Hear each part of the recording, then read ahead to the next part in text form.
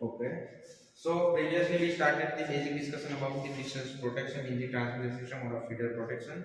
So as per the basic discussion about the distance protection, what is the total impedance? Particular distance protection is dependent on the impedance of the particular buses or a particular bus bar, or in case of the substation we can also say that. So we discussed this figure in previous cases. Now we are discussing the basic constructive figure about the distance protection. So बस A to B, और यहाँ पे हमने already A और B जो बस के Jones दिए हुए हैं उसके अगर B से C और जो भी आपका 4 पॉइंट के लिए आपको सिस्टम दिया हुआ है। अब यहाँ पे नॉर्मल कंस्ट्रक्शन क्या होता है, CTPT, यहाँ पे VT लिखा है जो कि voltage transformer which is also equivalent to PT, potential transformer, या फिर उसे हम वोल्टेज ट्रांसफॉर्मर भी बोलते हैं।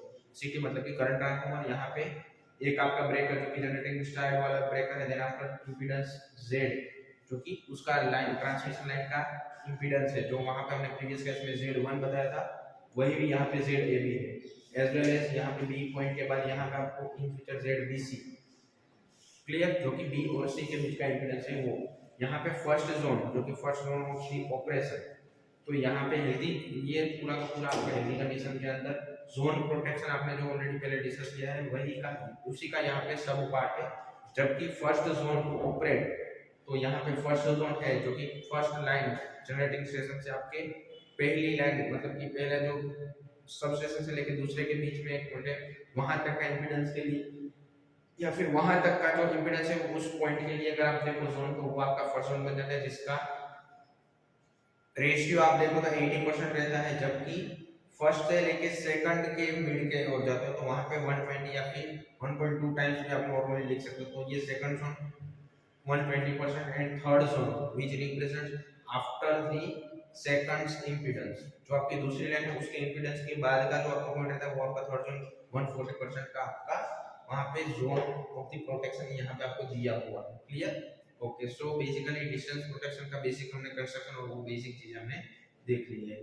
नाउ मेन इंपॉर्टेंट और very most important topic which is the differential protection, उसके अंदर हम फर्दर में बात करें तो Merz Price and translation, translay protective scheme use for the feeder protection. सबसे इंपॉर्टेंट शॉर्ट क्वेश्चन में ये चीज आती है कि भाई ट्रांसलेस प्रोटेक्शन किसके लिए यूज होगा। मर्ज प्राइस, जो मर्ज प्राइस होता है वो अल्टीमेटली एक डिफरेंशियल प्रोटेक्शन की टाइप है जो कि पर्टिकुलरली मशीन के लिए, in special case of the machine alternator के लिए जो आपके मर्ज प्राइस, और ट्रांसमिशन सिस्टम के लिए भी आपके मर्ज प्राइस सिस्टम, क्योंकि काइंड और type of the differential protection. तो वहां पे अगर आपको पूछे कि मर्ज प्राइस, तो एमसीक्यू में पूछते तो मर्ज प्राइस आपका अल्टरनेटर के लिए यूज होता है, जबकि transfer for the feeders. Clear? तो ये दोनों आपको शॉर्ट क्वेश्चन एमसीक्यू के अंदर भी पूछ सकते हैं, और शॉर्ट क्वेश्चन जो आपके आते हैं वहां भी पूछ सकते हैं। और इन फर्दर पूछते हैं कि डिफरेंशियल प्रोटेक्शन क्या करता है। तो डिफरेंशियल, टू डिफरेंशिएट, यहाँ पे कुछ चीजें हमें डिफरेंशिएट करनी है, बस वही चीज करेंगे तो आपका डिफरेंशियल प्रोटेक्टिव स्कीम्स का पूरा फंडामेंटल हो जाएगा। जिसके अंदर टाइप्स अगर पूछते हैं तो वहां पे आपको मर्ज प्राइस और ट्रांसलेस स्कीम्स या फिर ट्रांसफर प्रोटेक्शन जस्टिफाई करना रहेगा। ठीक है? Okay, so next important parameter, तो उसके लिए हम सबसे पहले हम बात करते हैं सर्कुलेटिंग करंट प्रोटेक्शन। अब यहाँ पे आपको सर्कुलेटिंग करंट क्यों फ्लो होता है, तो जो हमने प्रीवियस केसेस में हमने मैं आपको रिंगमेन सिस्टम की हमने जो फिगर एक्सप्लेन की थी उसके अंदर आपको पता है कि फीडर 2 के अंदर फ्लो हो रहा था, तो आपका करंट कहाँ से फ्लो हो रहा था, फिगर 1, जो कि फीडर 1 उसके ए सी और उसके बाद पॉइंट बी तक आ रहा है। तो वही एक वो जो आपका करंट है वही आपका सर्कुलेटिंग करंट है, जो कि फोर्ट करंट है वो वहां पे सर्कुलेट होके कैसे आ रहा है। अब यहाँ पे नोड, अगर आप यहाँ पे देखो कि पॉइंट 1 और पॉइंट 2 अगर आप यहाँ पे ऑब्जर्व करते हो एट दैट टाइम, यहाँ पे आप देखो कि दो cities normally in general construction अभी मैं बता रहा हूँ उसका सर्कुलेटिंग करंट प्रोटेक्टिव स्कीम्स के लिए, तो यहाँ पे आप देखो कि भाई CT 1 and CT 2 are connected, उसके बीच में यहाँ पे जो आपका प्रोटेक्टिव सिस्टम एलिमेंट जो कि आपकी ट्रांसमिशन लाइन ही होती है, तो यहाँ जो आई करंट दिख रहा है वहां पे आपकी ट्रांसमिशन लाइन है, उसका कितना डिस्टेंस है वो आपका अभी कुछ हमें इंपॉर्टेंट नहीं है कि वो हम आगे की स्लाइड्स में वही हम देखेंगे। बट यहाँ पे आप देखो कि एक आपकी ट्रांसमिशन लाइन यहाँ पे दी है, यहाँ पे आपको जो पूरा लिखा है कि प्रोटेक्टेड सिस्टम एलिमेंट, वहां पे आपको ट्रांसमिशन लाइन समझना है। यहाँ पे आप देखो कि भाई आपका करंट जा रहा है, यहाँ पे बीच में over current relay operating coil which is represented in between that both cities. Clear, यहाँ पे आपको दोनों जो सिटी रिप्रेजेंट की उसके बीच में एक आपको रिले रिप्रेजेंट किया हुआ है। तो यहाँ पे क्या होगा, कंडीशन ऑब्जर्व करो, और उन दोनों को जो कनेक्ट करता है उसे हमने यहाँ पे पायलट वायर नाम बताया। जो पायलट वायर है जो कि यूनिट प्रोटेक्शन के लिए काम आता है। यूनिट प्रोटेक्शन मतलब कि individual particular for these unit. Pilot मतलब कि आपको पता है कि पायलट का क्या मतलब होता है, कि जो रन करने वाला है पायलट। तो वही चीज पायलट प्रोटेक्शन किसके लिए यूज होता है, कि यूनिट प्रोटेक्शन के लिए। तो यहाँ पर वही चीज आप बोलते हैं कि this is used for the unit protection type. And इसी जो ये जो पूरी प्रोटेक्टिव स्कीम है, जो सर्कुलेटिंग करंट वाली स्कीम, उसे हम यूटिलाइज करके जो सिस्टम बनाने वाले हैं उसे हम मर्जराइज्ड प्रोटेक्टिव स्कीम बोलते हैं। यहाँ पे पायलट वायर क्या है, उसका रोल क्या है, क्योंकि पायलट वायर, अब यहाँ पे आप देखो, लेट सपोज यहाँ पे एक जो ट्रांसमिशन लाइन है, यहाँ पे जो मैंने आपको बताया कि प्रोटेक्टेड स्कीम और एलिमेंट जो कि प्रोटेक्ट हो रही है, उसका मतलब क्या है कि वो यहाँ पे जो लोडेड लाइन है वो आपका ट्रांसमिशन लाइन है। तो धारो मान लो या फिर धारो के જે તમારી એક ટ્રાન્સમિશન લાઈન અથવા એક ફેઝ આપેલો હોય, તો એની અંદર તમે વાત કરો કે એક ફેઝ ની અંદર ધારો કે ત્યાં કોઈ એક જગ્યાએ ફોલ્ટ આવે તો બીજી બે સિસ્ટમ તો એઝ ઇટ ઇઝ રહેશે, પણ પર્ટિક્યુલર આ સિસ્ટમનું જે પ્રોટેક્શન હશે કઈ રીતે થશે કે ત્યાં તમને ઓલરેડી રિલે કોઇલ આપેલી હશે, operating sorry over current relay કે જેની ઓપરેટિંગ કોઇલ હશે એ ત્યાં સેન્સ કરશે કે ટ્રાન્સમિશન લાઈનમાં અહીંયા કોઈ જગ્યાએ ધારો કે ફોલ્ટ આવે તો સેન્સ કરશે, એટલે ઓબ્વિયસલી કે ત્યાંથી તમને કરંટ મળશે। હવે તમારો સર્ક્યુલેટિંગ કરંટ કેટલા કેમ કીધું, તો હવે તમે વિચારો ધારો કે ફોલ્ટ કરંટ વચ્ચે થાય તો સ્વાભાવિક કે ઓપરેટ થઈ જાય, પણ લેટર ઓન ધારો કે તમે જ્યાં આઈ આપેલો ત્યાં ફોલ્ટી કન્ડિશન જ્યાં તમને ગ્રાઉન્ડ બતાવેલું છે એન્ડ પોઈન્ટ ઉપર, તો ત્યાં ધારો કે ફોલ્ટ થાય તો એટ ધેટ કન્ડિશન ઓલસો તમારી સિટીની જે સેકન્ડરી હોય એ સેન્સ કરશે, એ સેન્સ કરશે એટલે ઓબ્વિયસલી એ તમારા ઓપરેટિંગ પોઈન્ટને અહીંયા કરંટમાં આપશે, જે તમારી ટ્રિપિંગ સર્કિટ અથવા જે તમારી પ્રોટેક્ટિવ સ્કીમની જે ઓપરેટિંગ કોઇલ છે, આપણી જે સોરી આપણા રિલેની જે ઓપરેટિંગ કોઇલ હોય એને સેન્સિંગ કરંટ આપશે। તો જેને હિસાબે આ તમારી જે સિટી જે ફોલ્ટ કરંટને સેન્સ કરીને અહીંયા બી ઓપરેટિંગ કરંટ આપે તો એને હિસાબે અહીંયા તમારા સર્ક્યુલેટિંગ કરંટ પ્રોટેક્શન પ્રોવાઈડ થાય। અને જો તમારો ફોલ્ટ આવતો હોય તો આ કન્ડિશનમાં એક તમારો પાયલોટ વાયર જે મેઇન તમારા યુનિટ પ્રોટેક્શનનું કામ કરે, તો યુનિટ પ્રોટેક્શનનો જે પાર્ટ કહેવાય એ તમારા પાયલોટ વાયર અહીંયા આ રીતે કામ કરે। આ વસ્તુ મેં તમને જે એક સિંગલ કંડક્ટર માટે કીધી, આ જ વસ્તુ ધારો કે એક કરતા વધારે માટે પણ તમે યુઝ કરી શકો, અને એ વસ્તુ એટલે તમારી મર્જરાઇઝ પ્રોટેક્શન સ્કીમ। હવે આજે તમને ફર્સ્ટ માટે વાત કરી એ જ વસ્તુ અહીંયા ફર્ધરલી તમને એક્સપ્લેન કરેલી, પણ એની પહેલા આપણે થ્રી ફેઝ માટે વોલ્ટેજ બેલેન્સ ટાઇપ પ્રોટેક્શન ની વાત કરી લઈએ। તો હવે સિંગલ ઇન્ડિવિડ્યુઅલ એલિમેન્ટ માટે મેં તમને જે ફીડર કીધા હતા બરાબર, યુનિટ પ્રોટેક્શન ની વાત કરી હતી, એ જ વસ્તુ હવે તમે અહીંયા ઓબ્ઝર્વ કરો। RYB ત્રણ ફેઝ આપેલા છે, બંને માટેના ઇન્ડિવિડ્યુઅલ એના પોતાના બ્રેકર્સ, એ ત્રણેયના individual cities clear. Primary side થી એ જ રીતે સેકન્ડરી સાઈડ RYB ફેઝ એનું બ્રેકર, એ ત્રણેયના સિટી। પહેલા આટલી બેઝિક વસ્તુ આપણે રિપ્રેઝન્ટ કરી દીધી। હવે સર્ક્યુલેટિંગ કરંટ વાળી સ્કીમ ની અંદર આપણે શું વાત કરી હતી કે તમારી ટ્રાન્સમિશન લાઇન ની અંદર બંને સિટી વચ્ચે એક તમારે યુનિટ પ્રોટેક્શન એટલે કે પાયલોટ વાયર પ્રોટેક્શન પ્રોવાઈડ કરવું, અને એની અંદર શું આપેલું હોય કે ત્યાં તમારો એક એક એનો રિલે ઓપરેટિંગ કોઇલ જે તમને આપેલી હોય। આ જ વસ્તુ હવે તમે વિચારો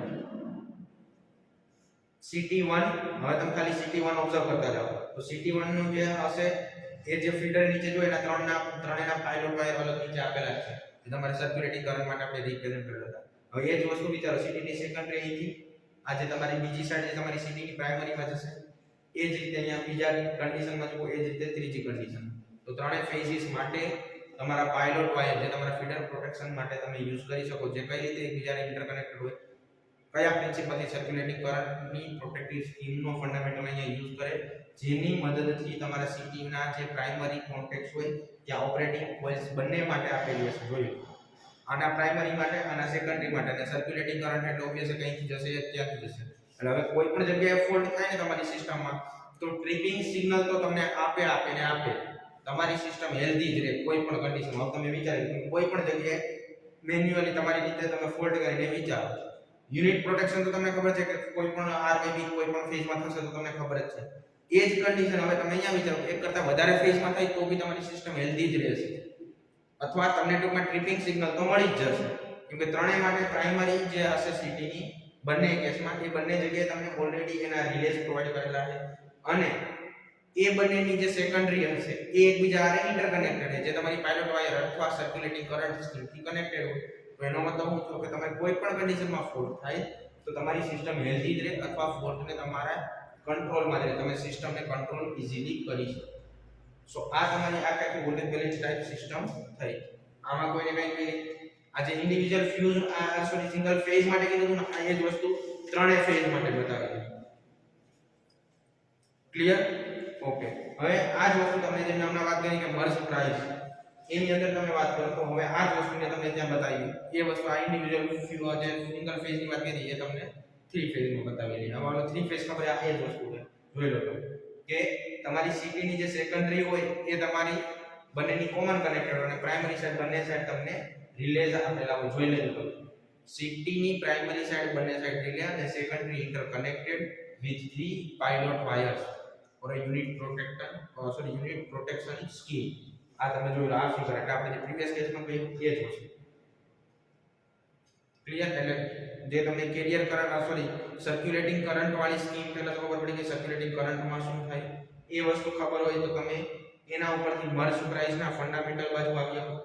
કઈ રીતે કે સીટી સેકન્ડરીને તમે ઇન્ટરકનેક્ટેડ કરી દો અને પ્રાઇમરી સાઈડ બંનેને ટ્રિપિંગ સર્કિટ આપી દો. ક્લિયર? અને એ જ વસ્તુ જો સિંગલ ફેઝ માટે થાય તો થ્રી ફેઝ માટે થઈ શકે અને એ જે થ્રી ફેઝ સિસ્ટમ માટે એપ્લાય કરો એટલે તમારી બેલેન્સ્ડ વોલ્ટેજ સિસ્ટમ એસ્ટેબ્લિશ થાય. ક્લિયર? આ ફિગર આમાં કોઈને ડાઉટ? આ તમારી મર્જ પ્રાઇસ પ્રોટેક્શન જો તમને પૂછે તો તમારે બંને ફિગર ડ્રો કરવી પડશે, સિંગલ ફેઝ વાળી અને થ્રી ફેઝ અથવા આ સિંગલ ફેઝ વાળી, બરાબર? આ જ રીતે થ્રી ફેઝ વાળી ફિગર પણ રિપ્રેઝન્ટ કરવી પડશે. પણ ફોર્ચ્યુનેટલી તમારી એક્ઝામિનેશન પોઈન્ટ ઓફ વ્યૂ આટલો લેન્થી ક્વેશ્ચન ના થાય એટલે શોર્ટ ક્વેશ્ચનમાં એ લોકો એ જ રીતે 4 કે 5 માર્કમાં પૂછે તો 4 માર્કમાં પૂછે કે ભાઈ વોલ્ટેજ બેલેન્સ પ્રોટેક્શન કઈ રીતે કામ કરે. આ ફિગર તમે રિપ્રેઝન્ટ કરો એના માટે પહેલા ઇન્ડિવિડ્યુઅલી પ્રીવિયસ ફિગર રિપ્રેઝન્ટ કરજો મર્જ પ્રાઇસ. કે ભાઈ એ વસ્તુથી તમને ફાયદો એ થશે કે તમે પહેલાનું જે કન્સ્ટ્રક્શન આખું યાદ હશે એ જ વસ્તુ તમારે બીજા ત્રીજામાં રિપીટ જ થવાનું છે. એટલે બધાને એક્સપ્લેન નહીં કરવા પડે પણ એક જ કન્સેપ્ટમાં બધી વસ્તુ કવર અપ થઈ જશે. ક્લિયર? આમાં કોઈ ડાઉટ? ઓકે. આ તમારી મર્જ પ્રાઇસ પ્રોટેક્શન. તો એની થોડી થિયરી કન્સેપ્ટ કેમ કે આ 4 માર્કનો મોસ્ટ આઈએમપી ક્વેશ્ચન છે મર્જ પ્રાઇસ અથવા બેલેન્સ વોલ્ટેજ સિસ્ટમ એના એડવાન્ટેजेस અને ડિસએડવાન્ટેजेस અહીંયા ડિસ્કસ કરેલા. એ જોડે કે this system can be used for the ring main system as well as parallel feeders. હવે તમે પ્રીવિયસ કેસીસમાં તમે વિચારો તો પેરેલલ ફીડર અથવા રિંગમેન સિસ્ટમમાં તમને એ વસ્તુ ઓબ્ઝર્વ કરેલી હશે કે ત્યાં તમારા કેટલા બ્રેકર્સ હતા, કઈ ટાઈપના રિલેઝ હતા અને એ બધાની કેરેક્ટરિસ્ટિક્સને તમારે બેલેન્સ કરવાની છે. જ્યારે અહીંયા તમે આ સિસ્ટમ યુઝ કરો તો તમે પેરેલલ અથવા